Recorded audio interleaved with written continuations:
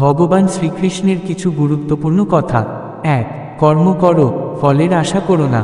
কর্মণ্যে এবাধিকারস্তে মা ফলেষু কদাচন। অর্থ, তুমি শুধু কাজ করার অধিকারী, ফলের নয়। কাজ করো নিষ্ঠার সঙ্গে, ফলের চিন্তা করো না। 2. যে ব্যক্তি রাগ, লোভ এবং মোহ ত্যাগ করেছে, সেই প্রকৃত জ্ঞানী। রাগ, ক্রোধ ও মোহ এগুলো আত্মার ধ্বংস ডেকে আনে। 3. আত্মা কখনো জন্মায় না, কখনো মরে না। ন জয়তে ম্রিয়তে বা কদাচিন। অর্থ, আত্মা চিরন্তন, এটি অবিনাশী ও অপরিবর্তনীয়। 4. যা ঘটেছে তা ভালোর জন্যই ঘটেছে। যা ঘটছে তা ভালোর জন্যই ঘটছে, আর যা ঘটবে সেটাও ভালোর জন্যই ঘটবে। এই বাণী জীবনকে ধৈর্য ও আশায় পূর্ণ করে। 5.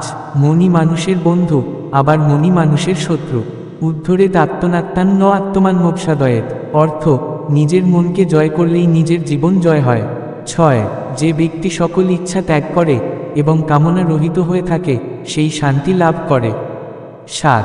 সত্য ও ধর্মের পথে যাত্রা করো, ভয়ের কিছু নেই।